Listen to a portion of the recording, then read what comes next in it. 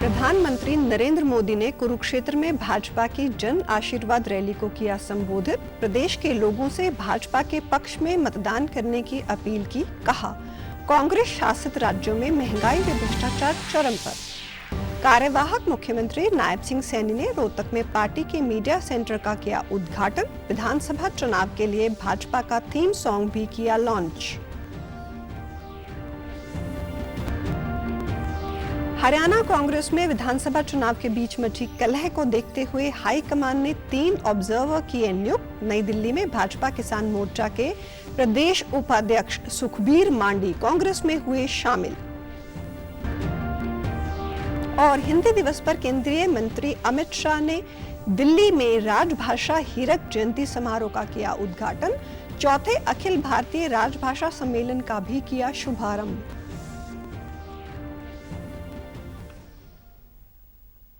नमस्कार, मैं हूं शैली तनेजा। अब समाचार विस्तार से। विधानसभा चुनाव की घोषणा के बाद राजनीतिक सरगर्मियां तेज हो गई हैं। आइए एक नजर डालते हैं प्रदेश में हो रही चुनावी हलचल पर।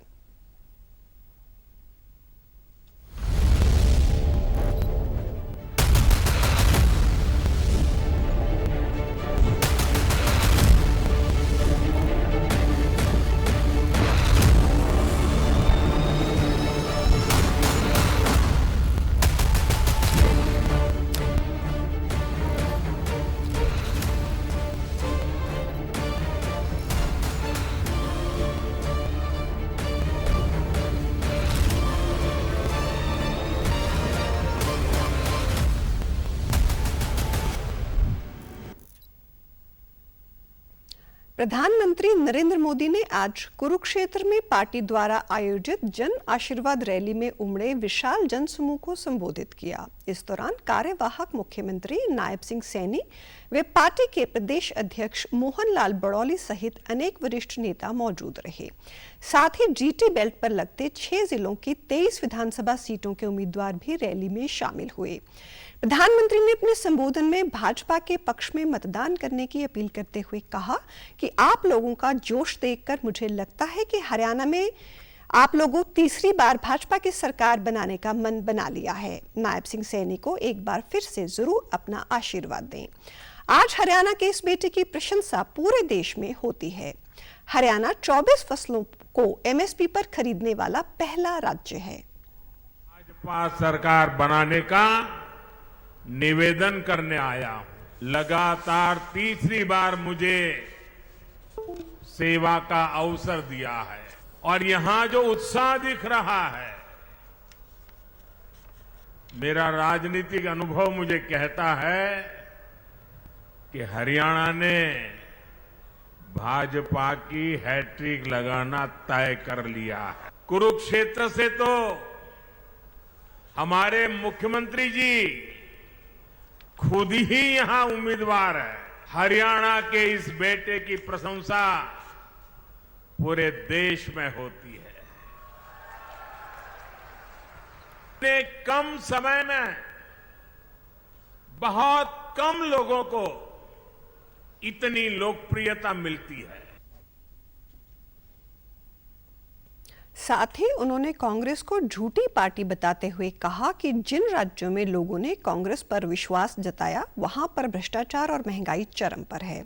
हरियाणा के लोग ऐसी गलती ना दोहराएं। कांग्रेस व उसकी सहयोगी पार्टियां जनता से केवल झूठे वायदे करती है, जबकि भाजपा जो कहती है वो करती है।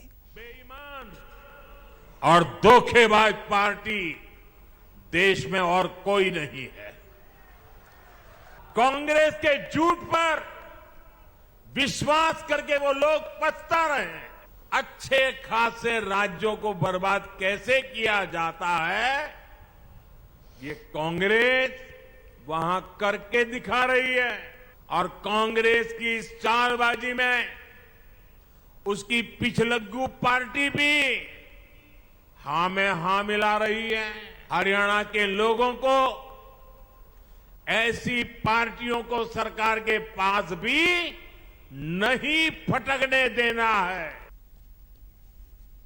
इससे पहले कार्यवाहक मुख्यमंत्री नायब सिंह सैनी ने जनसमूह को संबोधित करते हुए कहा कि हरियाणा के लोगों ने पिछले वर्षों में भाजपा के सुशासन को देखा है। युवाओं को बिना पर्ची व खर्ची के सरकारी नौकरियां दी गई हैं। विपक्ष पर निशाना साधते हुए उन्होंने कहा कि प्रदेश में तीसरी बार कमल खिलने जा रहा है।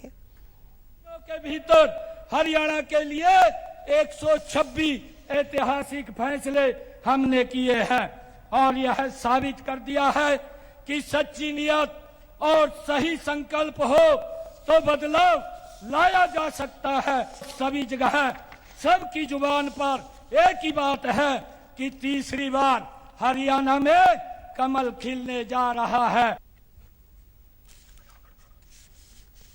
भारतीय जनता पार्टी ने विधानसभा चुनाव के मद्देनजर रोहतक में मीडिया सेंटर की स्थापना की है। कार्यवाहक मुख्यमंत्री नायब सिंह सैनी ने कल इस सेंटर का उद्घाटन किया। उद्घाटन समारोह में पार्टी के हरियाणा प्रभारी सतीश पूनिया, सह प्रभारी विप्लव कुमार देव और पार्टी प्रदेश अध्यक्ष मोहन लाल बड़ौली भी मौजूद रहे। इस अवसर पर विधानसभा चुनाव के लिए भाजपा का थीम सॉन्ग भरोसा दिल से भाजपा फिर से भी लॉन्च किया गया। इस दौरान नायब सिंह सैनी ने कहा कि इस मीडिया सेंटर के माध्यम से प्रदेश सरकार द्वारा कराए गए विकास कार्यों और नीतियों का प्रचार प्रसार किया जाएगा। 10 वर्ष में प्रदेश सरकार ने योजनाबद्ध तरीके से काम करते हुए लोगों के जीवन को सरल बनाया है। कांग्रेस के समय जो योजनाएं बनाई जाती थी उनमें कमी रहती थी और गरीब व्यक्ति तक उनका लाभ नहीं पहुंच पाता था। बीजेपी सरकार ने हरियाणा में क्षेत्रवाद, भाई भतीजावाद, परिवारवाद और भ्रष्टाचार पर विराम लगाया है। यहाँ से सटीक जानकारी वो लोगों तक जाए, ये इस सेंटर का मुख्य उद्देश्य है। क्योंकि जब हम बात विकास की करते हैं, समान विकास की करते हैं और लोगों तक एक योजनाबद्ध तरीके से सरकार हमारी लगातार लाभ पहुंचाने का काम करती है, तो उसके साथ साथ हमारी सटीक जानकारी भी वो मीडिया के माध्यम से लोगों के बीच में पहुंचे। ये इस मीडिया सेंटर का मुख्य उद्देश्य है कि हरियाणा के अंदर जो क्षेत्रवाद, भाई भतीजावाद, परिवारवाद, इससे ग्रस्त हरियाणा रहा है, परंतु पिछले 10 वर्षों के अंदर जब हमने देखा है कि इन सब चीजों के ऊपर विराम लगा है, गति से विराम लगा है, आज अंतिम व्यक्ति तक लाभ पहुंचा है, समान रूप से विकास पहुंच रहा है। प्रदेश के चुनाव सह प्रभारी विप्लव कुमार देव ने कांग्रेस पर निशाना साधते हुए कहा कि कांग्रेस का भरोसा सिर्फ बाप बेटे पर है, जबकि भाजपा में ही गरीब व किसान का बेटा सीएम बन सकता है।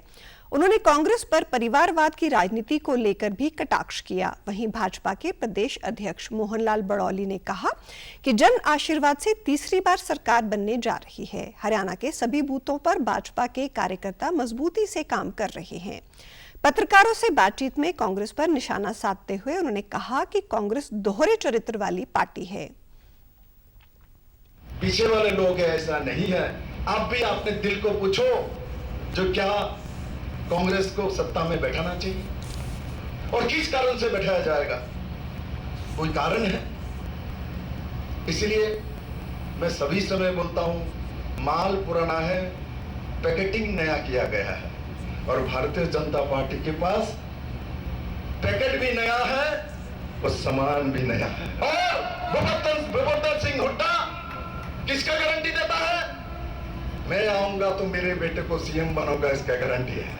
जिस प्रकार का वातावरण आज पूरे हरियाणा प्रदेश में बना, कार्यकर्ताओं का जोश, कार्यकर्ताओं का उत्साह और जनता का प्यार और समर्थन इस बात का गवाह है कि इस विधानसभा चुनाव में भारतीय जनता पार्टी की एक बहुत भारी बड़े बहुमत के साथ हरियाणा प्रदेश में तीसरी बार भारतीय जनता पार्टी की सरकार और दूसरी बार नायब सिंह सैनी मुख्यमंत्री के रूप में इस 2000 चुनाव में भारी बहुमत के साथ भारतीय जनता पार्टी सरकार बनाने जा रही है।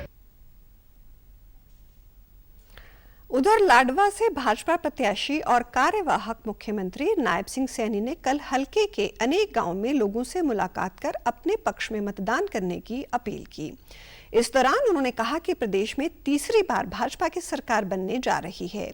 उन्होंने अपने जनसंपर्क अभियान के दौरान कहा कि प्रधानमंत्री नरेंद्र मोदी ने तीसरी बार देश की बागडोर संभाली है और हरियाणा प्रदेश में भी तीसरी बार भाजपा की सरकार आएगी। भाजपा की सरकार बनने पर हरियाणा में तेज गति से विकास होगा। दिल्ली के मुख्यमंत्री अरविंद केजरीवाल पर प्रतिक्रिया देते हुए उन्होंने कहा कि अरविंद केजरीवाल भ्रष्टाचार के दलदल में फंसे हुए हैं और उनकी पार्टी आम आदमी पार्टी ना होकर अकेले व्यक्ति की पार्टी है। लोगों का एक तरफा माहौल है, लोगों का जो आशीर्वाद जो प्यार है, 2024 के तीसरी टाइम की भारतीय जनता पार्टी की सरकार के ऊपर मोहर है और जब 8 तारीख को रिजल्ट आएंगे एक तरफा भारतीय जनता पार्टी तीसरी बार सरकार बना रही है। देखिए, कोर्ट का मैटर होता है, कोर्ट को लगता है कि ये गलत था, उसने जमानत नहीं दी, परंतु जो व्यक्ति के नियम हैं, जो विचार है, केजरीवाल उसके ऊपर नहीं रहा, वो भ्रष्टाचार के दलदल में धंसा हुआ व्यक्ति है और वो तो आम आदमी नहीं है, अकेला आदमी पार्टी है। हरियाणा कांग्रेस में विधानसभा चुनाव के बीच मची कलह को देखते हुए हाईकमान सक्रिय हो गया है। कांग्रेस ने चुनाव की देखरेख के लिए 3 ऑब्जर्वर नियुक्त किए हैं। इनमें राजस्थान के पूर्व मुख्यमंत्री अशोक गहलोत, वरिष्ठ कांग्रेस नेता अजय माकन और पंजाब विधानसभा में विपक्षी दल के नेता प्रताप सिंह बाजवा शामिल हैं। कांग्रेस सूत्रों के मुताबिक हरियाणा चुनाव में टिकट बंटवारे के बाद गुटबाजी बढ़ गई है। कांग्रेस ने इस बार भूपेंद्र सिंह हुड्डा पर भरोसा जताते हुए उनके 60 से ज्यादा समर्थकों को टिकटें दी हैं। ऐसे में कुमारी शैलजा और रणदीप सुरजेवाला गुट की नाराजगी कहीं पार्टी का नुकसान ना करे, इसको लेकर हाईकमान नजर रखेगा। उधर नई दिल्ली में आज भाजपा किसान मोर्चा के प्रदेश अध्यक्ष और पूर्व विधायक सुखविंदर सिंह मांडी, भाजपा के वरिष्ठ नेता जयप्रकाश अग्रवाल सहित पदाधिकारी कांग्रेस में शामिल हुए। नेता प्रतिपक्ष भूपेंद्र सिंह हुड्डा व प्रदेश अध्यक्ष उदय भान ने पटका पहनाकर उनको पार्टी में शामिल करवाया। भाजपा नेताओं के कांग्रेस में शामिल होने के बाद सांसद दीपेंद्र हुड्डा ने कहा कि ये इस बात का संकेत है कि हरियाणा में भाजपा जा रही है और कांग्रेस आ रही है। वहीं अरविंद केजरीवाल को मिली जमानत पर उन्होंने प्रतिक्रिया देते हुए कहा कि भाजपा केंद्रीय जांच एजेंसियों का दुरुपयोग कर विपक्ष को निशाने पर लेने का काम कर रही है। पूर्व मंत्री, आज भाजपा के किसान मोर्चा के प्रदेश अध्यक्ष सुखवीर मांडी जी पूर्व विधायक और जयप्रकाश अग्रवाल जी भाजपा के बहुत वरिष्ठ नेता पूर्व मंत्री और तमाम पदाधिकारी, सैकड़ों पदाधिकारी प्रदेश भर से जो आज कांग्रेस पार्टी में शामिल हुए हैं, ये एक संकेत है इस बात का कि भाजपा प्रदेश से जा रही है और कांग्रेस पार्टी प्रदेश में आ रही है। कांग्रेस के पक्ष में लोगों का मन बना है। सबसे पहले सुप्रीम कोर्ट के निर्णय का मैं स्वागत करता हूं, क्योंकि न्याय की उम्मीद न्यायपालिका से है। जब केंद्रीय जांच एजेंसियों का राजनीतिक दुरुपयोग करके भारतीय जनता पार्टी की सरकार देश में विपक्ष को निशाने पर लेने का काम कर रही हो। आपने देखा 10 वर्ष से क्या हुआ है, आपने देखा लोकसभा से चुनाव से पहले 2 मुख्यमंत्रियों को जेल तक पहुँचाने का काम राजनीतिक इशारों पर किया गया था, चाहे वो दिल्ली के मुख्यमंत्री हो चाहे झारखंड के मुख्यमंत्री। तो ऐसे में जो ये बेल मिली है, इस फैसले का हम स्वागत करते हैं। अंबाला शहर से 2 पार्षद सिद्दूल सिंह और विक्रम फकीर चंद भाजपा में शामिल हुए। भाजपा नेता असीम गोयल ने दोनों को पटका पहनाते हुए भाजपा में शामिल किया। इस दौरान दोनों पार्षदों ने कहा कि आज भाजपा की नीतियों से प्रदेश का प्रत्येक वर्ग काफी खुश है। शहर में हो रहे विकास कार्यों को देखते हुए हमने भाजपा में शामिल होने का फैसला लिया है। हमने ये भी संकल्प लिया है कि पूरी मेहनत से कार्य करते हुए हरियाणा में भाजपा की सरकार बनाएंगे। चुनाव आयोग ने मतदान प्रक्रिया में सहभागिता बढ़ाने के लिए 40% से अधिक दिव्यांगजनों व 85 वर्ष से अधिक उम्र के व्यक्तियों को घर से ही मतदान करने की सुविधा दी है। इस सुविधा को लेकर भिवानी के दिव्यांग मतदाताओं ने चुनाव आयोग व भिवानी जिला प्रशासन का धन्यवाद करते हुए इसे एक अच्छी पहल बताया है। मत डालने के लिए चुनाव आयोग ने जो व्यवस्था की है, उससे वे अपना मत घर से ही डाल सकेंगे। इससे न केवल मतदान प्रतिशत बढ़ेगा, बल्कि जो मतदाता मतदान के प्रति जागरूक नहीं है, वो भी मतदान के प्रति जागरूक हो सकेंगे। किया है, अच्छा है, मना वोट डालने का, मना एग्जाम नहीं करती, ना फैसला अच्छा है, बहुत अच्छा। और हम तो खुश हैं, तो बढ़िया, वो तो और भी बढ़िया, लाइन में ना लगना पड़ेगा। अपने घर बैठे वोट देंगे तो और भी बढ़िया, और भी सरकार अच्छी होगी। जो इतनी सुविधा दे रही है। अब मैं तो यह करूँगी भाई, बड़े बूढ़े से सब ने तो वोट दो, सारे वोट दो और अच्छी सरकार बनाओ, घर न बैठे वोट देने लगे और इस्तेफाल तो क्या। अगर जो बुजुर्ग हैं, अपाहिज हैं या किसी वजह से चल फिर नहीं सकते, उनको वोट का अधिकार अपने घर पर ही दिया है। ऐसा करके सरकार ने बहुत बढ़िया काम किया है। भिवानी विधानसभा के रिटर्निंग अधिकारी महेश सैनी ने बताया कि मतदान के लिए नॉमिनेशन प्रक्रिया शुरू हो गई है। अब की बार बुजुर्ग मतदाताओं के साथ दिव्यांग मतदाताओं को घर से ही वोट डालने की सुविधा दी गई है। उन्होंने ये भी बताया कि कोई भी उम्मीदवार 40 लाख रुपए तक का चुनाव के दौरान खर्च कर सकता है और उसका लेखा जोखा भी संबंधित उम्मीदवार को रखना होगा। अगर कोई साथी इस सुविधा का लाभ लेना चाहता है तो वो अपने सहमति पत्र देगा। इसके अतिरिक्त जो हमारा जो फाइनलाइजेशन ऑफ कैंडिडेट्स हो जाता है, अलॉटमेंट ऑफ सीट हो जाता है, तो फिर जो हमारे जो टीम हमारे द्वारा गठित की जाएगी, जो उनके घर पे ही जाके संबंधित जिन्होंने अपनी सहमति दी है उनसे घर पे जाके वोट डालने की प्रक्रिया आरंभ की जाएगी। जहां तक के विधानसभा का खर्च है वो हमारी एक्सपेंडिचर मॉनिटरिंग टीम भी गठित की गई है और जो इसमें मैक्सिमम जो खर्चा होगा वो 40 लाख रुपए इसमें खर्च कर सकता है। चुनाव आयोग हरियाणा विधानसभा चुनाव में अधिक से अधिक मतदान करवाने के लिए लगातार प्रयासरत है। इसी कड़ी में चुनाव आयोग और जिला प्रशासन द्वारा गांवों, शहरों और कॉलेजों और अन्य संस्थानों में जागरूकता कार्यक्रम आयोजित करवाए जा रहे हैं। मतदान को लेकर युवाओं के साथ साथ 85 वर्ष से अधिक उम्र के वरिष्ठ मतदाताओं में भी भारी उत्साह दिखाई दे रहा है। कैथल जिले के 101 वर्षीय बहादुर चंद मदान, 95 वर्षीय राम प्रसाद और 85 वर्ष से अधिक उम्र के जय दयाल व हीरा लाल ने सभी लोगों से आगामी विधानसभा चुनाव में बढ़ चढ़कर मतदान करने का आह्वान किया है। उन्होंने डीडी न्यूज से बातचीत में बताया कि हमने सभी चुनावों में पूरी निष्ठा से मतदान करते हुए अपने कर्तव्य को निभाया है और अच्छे प्रतिनिधि को चुना है। देश के हर मतदाता को अपने वोट के अधिकार का प्रयोग अवश्य करना चाहिए, जिससे एक अच्छी सरकार चुनी जा सके। अच्छी सरकार बनानी है, वोट जो है जरूर डालना है, ये आपकी मर्जी है। मैं पटवारी रहा, वोटों का काम भी करया। मेरी उम्र 95 साल हो गई है। मैं पहला भी अपने वोट डालता रहा।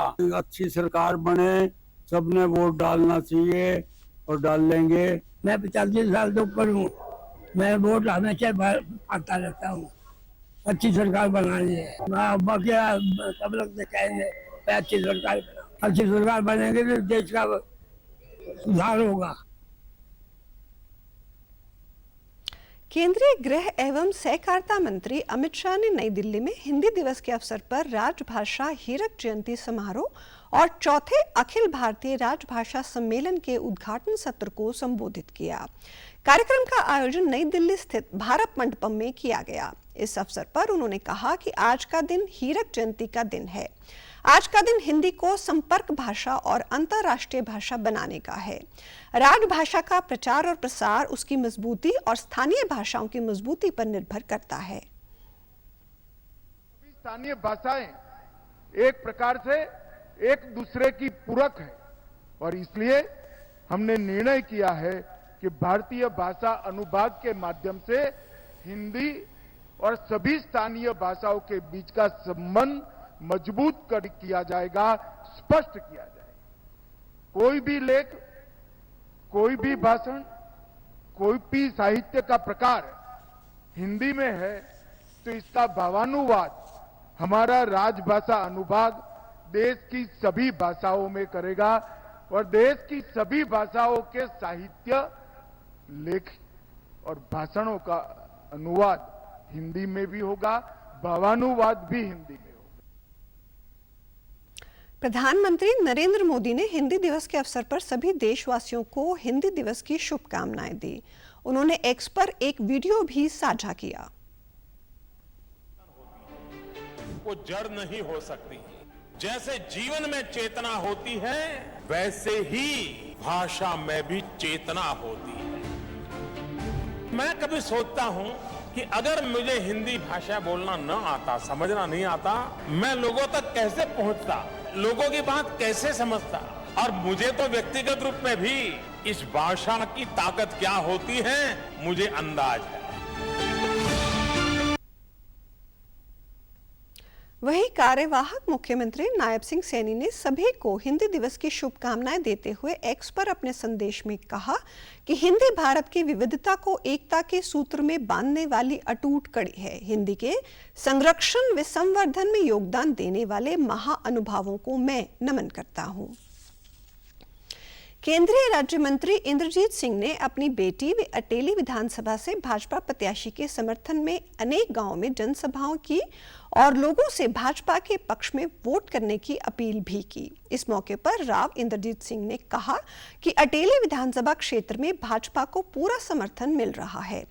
पार्टी ने दक्षिणी हरियाणा में उनकी जो जिम्मेदारी लगाई है उसे वे पूरी ईमानदारी से पूरा करेंगे। वहीं भाजपा प्रत्याशी आरती राव ने कहा कि उन्हें जनता से अपार स्नेह और आशीर्वाद मिल रहा है। भाजपा सरकार ने प्रदेश में सभी वर्गों के लिए समान रूप से विकास किया है।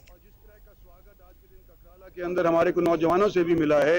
मुझे लगता है कि आज के बाद आरती का इलेक्शन और उसका कैंपेन दिन दुगनी रात चौगनी बढ़ता रहेगा और 5 अक्टूबर को कमल के फूल के ऊपर लोग इनको वोट देकर के इनको यहाँ से विजयी बनाए। राव साहब ने भी कहा कि युवाओं ने मोटरसाइकिलों से पहले तो स्वागत किया, फूल बरसाए और मैं पूरे ककराला गांव की बहुत शुक्रगुजार हूँ कि इतनी तादाद में वो बाहर आए हैं आज हमारी बात सुनने। और ये भी उन्होंने आश्वासन दिया है कि वो हमारे साथ हैं, तो उसके लिए मैं आज बहुत खुशनसीब समझती हूँ अपने आप। 5 अक्टूबर को होने वाले विधानसभा चुनाव के मद्देनजर नामांकन प्रक्रिया संपन्न होने के बाद अब प्रदेश भर में चुनावी कार्यालय के उद्घाटन का दौर शुरू हो चुका है। आज नारनौल विधानसभा से भाजपा प्रत्याशी ओम प्रकाश यादव ने चुनावी कार्यालय का उद्घाटन किया। बाद में उन्होंने कहा कि पिछले 10 वर्षों में भाजपा सरकार ने इस विधानसभा क्षेत्र में ही नहीं बल्कि पूरे हरियाणा में विकास कार्यों की झड़ी लगाई है। वहीं भिवानी महेंद्रगढ़ से भाजपा सांसद चौधरी धर्मवीर सिंह ने विपक्ष पर आरोप लगाते हुए कहा कि कांग्रेस राज में ना तो सड़कें थी और ना ही सरकारी नौकरियां, केवल भ्रष्टाचार का बोलबाला था।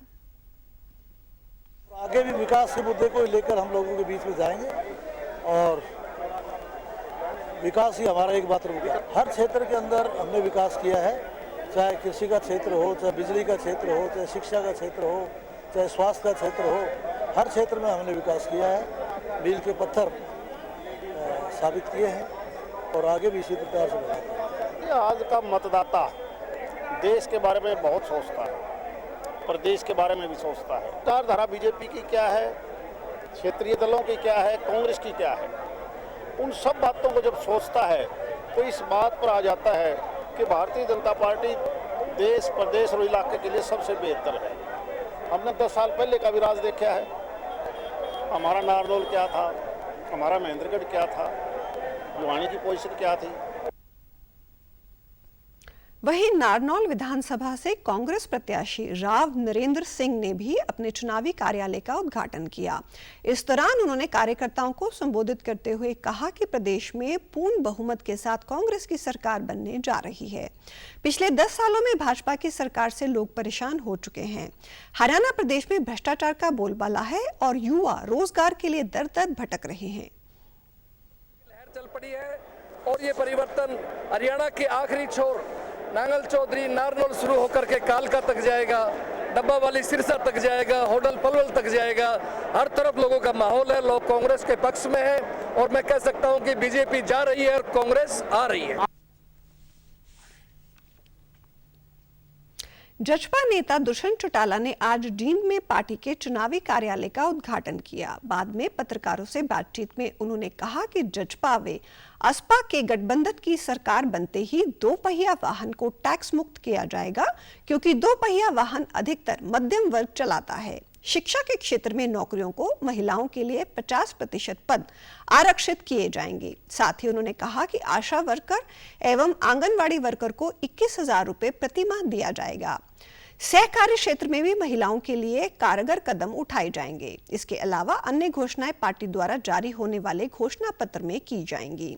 उन्होंने कांग्रेस व भाजपा पर भी निशाना साधा।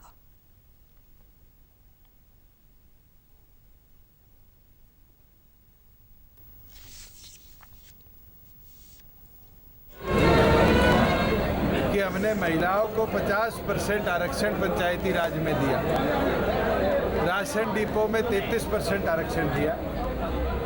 जननायक जनता पार्टी गठबंधन की सरकार प्रदेश में बनेगी तो टीचिंग सेक्टर में, चाहे वो स्कूल हो, कॉलेज हो, यूनिवर्सिटी हो, 50% टीचिंग जॉब्स को वुमेन रिजर्व्ड रखेंगे। उसके साथ कॉरपोरेट सेक्टर में जैसे वीटा के बूथ हैं, हरित स्टोर्स हैं, कई ऐसे कोऑपरेटिव सेक्टर के योजनाएं चलती है, उसमें भी 33% हिस्सेदारी महिलाओं की हम सुनिश्चित करने का। जननायक जनता पार्टी आजाद समाज पार्टी के गठबंधन की जैसे सरकार बनेगी, हम प्रदेश के अंदर 2 व्हीलर को भी, पार्टी का ये वादा है, उसको भी हम टैक्स मुक्त करने का काम करें। गुरुग्राम के सेक्टर 14 स्थित राजकीय कन्या महाविद्यालय के सभागार में आज पीठासीन एवं वैकल्पिक पीठासीन अधिकारियों की प्रशिक्षण कार्यशाला आयोजित की गई। इस अवसर के पर बादशाहपुर व गुड़गांव विधानसभा क्षेत्र के जर्नल ऑब्जर्वर नरेंद्र कुमार दुग्गा भी उपस्थित रहे। उपायुक्त निशांत कुमार यादव ने कहा कि चुनाव प्रक्रिया को टीम भावना से ही संपन्न करवाया जा सकता है, इसलिए पीठासीन अधिकारी अपने सेक्टर ऑफिसर, सुरक्षाकर्मी, पोलिंग ऑफिसर आदि से बेहतर समन्वय रखें। वहीं ऑब्जर्वर नरेंद्र कुमार दुग्गा ने कहा कि निर्वाचन आयोग के नियम अनुसार ही चुनाव के एक-एक चरण को शांति से पूरा करें। इससे पहले पर्यवेक्षकों व प्रशासनिक अधिकारियों की समन्वय बैठक भी हुई। हरियाणा में खरीफ विपणन सीजन 2024-25 के तहत धान की खरीद 23 सितंबर से 15 नवंबर तक होगी। इस बार धान की अनुमानित खरीद 84 लाख मीट्रिक टन होने का अनुमान है। खाद्य नागरिक आपूर्ति एवं उपभोक्ता मामले विभाग के अतिरिक्त मुख्य सचिव डॉक्टर सुमिता मिश्रा ने जानकारी देते हुए बताया कि धान की खरीद के लिए 241 मंडियां व खरीद केंद्र खोले गए हैं। धान की बुआई 14.63 लाख हेक्टेयर क्षेत्र में की गई है और धान का अनुमानित उत्पादन 84 लाख मीट्रिक टन है। उन्होंने बताया कि प्रदेश में बाजरा और मूंग की खरीद 1 अक्टूबर से लेकर 15 नवंबर तक की जाएगी।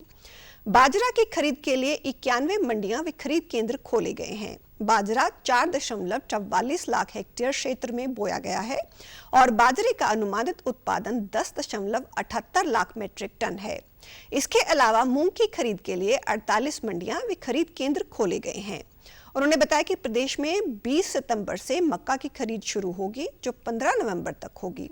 मक्का की खरीद के लिए 19 मंडियां व खरीद केंद्र खोले गए हैं, जिसके मद्देनजर विभाग की ओर से सभी फसलों की खरीद की सभी तैयारियां पूरी कर ली गई हैं।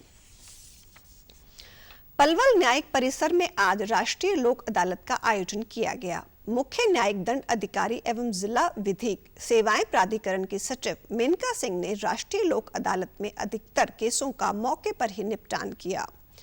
सीजेएम मोनिका सिंह ने प्रेस वार्ता के दौरान बताया कि राष्ट्रीय लोक अदालत का मुख्य उद्देश्य लंबित व प्री लिटिगेटिव केसों को लोक अदालत में ही निपटाना है। लोक अदालत में बैंक संबंधी मामले, money recovery case, labour dispute, बिजली व पानी बिल से संबंधित मामले, आपराधिक, वैवाहिक सहित अन्य दावे संबंधी केसों का निपटारा किया गया है। जिला विधिक सेवाएं प्राधिकरण द्वारा लोगों को लोक अदालत के बारे में जानकारी देने के लिए अधिक से अधिक प्रयास किए जा रहे हैं, ताकि ऐसे केसों का आपसी समन्वय से जल्द निपटारा हो सके और व्यक्ति को कोर्ट की लंबी कार्रवाई से छुटकारा मिल सके।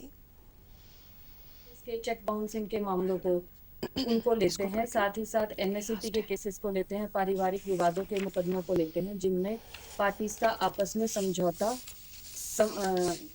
पॉसिबल है, तो उन मामलों को लेते हैं और उन मामलों का शांतिपूर्वक निपटारे में किया जाता है। और इस बार की लोक अदालत में हम साइबर फ्रॉड के मुकदमों को भी हम ले रहे हैं, और क्योंकि ये एक नई शुरुआत है, तो अगली लोक अदालत जो हमारी 14 दिसंबर को आएगी, उसमें साइबर फ्रॉड के जो मामले हैं जिनमें लोगों का पैसा अटका हुआ है, बैंक में फ्रोजन है, उनको भी हम लोक अदालत के माध्यम से निपटाने की हमारी पूरी कोशिश रहेगी। जिला बार एसोसिएशन के उप प्रधान विक्रम विशिष्ट ने बताया कि राष्ट्रीय लोक अदालत के माध्यम से लोगों को न्याय दिया जा रहा है। ये एक अच्छी पहल है जिसमें कम समय में पीड़ित को जल्द न्याय मिलता है। केस है उनमें भी मतलब किया तो इसमें जो हजारों की संख्या में कहूँगा मैं, तो बहुत सारे केस मतलब निपटा हो जाता है। हाँ, हमारे यहाँ पे स्टैंड मतलब हर केस मतलब बैठे हुए जैसा, और उनका निपटारा बड़ी शांतिपूर्वक हमारे यहाँ पे निपटारा किया जा रहा है और समझौते पर निपटारा किया जा रहा है। साइबर सेल्स की भी मतलब की निपटारा हो रहा है जितने भी केसेज है, और ये केसेज पेंडिंग हो गए। समाचारों में आज इतना ही। नमस्कार।